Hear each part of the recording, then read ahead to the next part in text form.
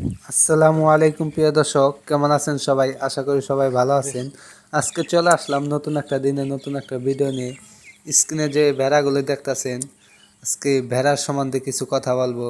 ভেড়া কিভাবে লালন পালন করতে হয়, কি কি করতে হয় তার সম্পূর্ণ বিষয় এই ভিডিওতে বলবো। তা ভিডিওটা না টানাটানি করে ভিডিওটা সম্পূর্ণ দেখতে থাকুন। তো ভেড়া হলেও খুবই একটি ভালো পশু। ভেড়া লালন পালন করে খুবই শান্তি। অনেকেই লালন পালন করে গরু বাছুরের সাথে। কিছু ভেড়া বরকি কন, ছাগল কন, গরু বাছুর কন, এদের চেয়ে আপনারা ভেড়া লালন পালন করে খুবই শান্তি হালে জীবনযাপন করতে পারবেন।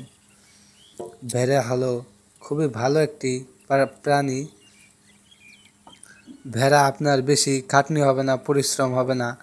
চকের মধ্যে খোলামেলা জায়গায় কিছু ঘাসের মধ্যে ছেড়ে দিলেন, ওরা ঘাস খায়, কুটি কুটি পায়ে ঘাস খাইলো এবং সন্ধ্যার সময় বাড়িতে এসে দুগাহানি কুড়া অথবা ভুসি বুলের মধ্যে দিলেন, সুন্দর হয়ে ওরা খায় গোল হয়ে থাকলো।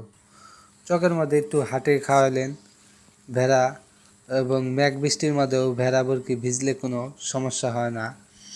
যেরকম ছাগল কন, গরু বাছুর কন, মেঘ বৃষ্টিতে ভিজলে জ্বর হয় অথবা ঠান্ডা সর্দি লাগে, ভেড়াটির কোনো ঠান্ডা সর্দি জ্বরমুর হয় না। ভেড়া জাত হলো বরকির চেয়ে খুবই ভালো একটি প্রাণী। রোগ ব্যাধি হয় না। চকের মধ্যে একটু ছেড়ে ঘাস খাওয়াবেন এবং সন্ধ্যার সময় কিছু কুড়া ভুসি খাওয়াইলেন অথবা এমনি একটা ঘরের মধ্যে রেখে দিলেন। ভেড়া ভালো লাভ পাওয়া যায়। এই ভেড়াটি হলো গাভীন, এই ভেড়িটির বাচ্চা হবে। তো ভেড়া হলো বছরে 2টা বিয়ান দেয়, 2বার বাচ্চা দেয়, 4টা 5টা করে বাচ্চা হয়। ভেড়ার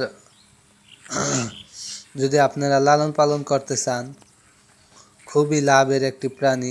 একটা ভেড়া কিনে আপনি পাল ভরে হালাইতে পারেন।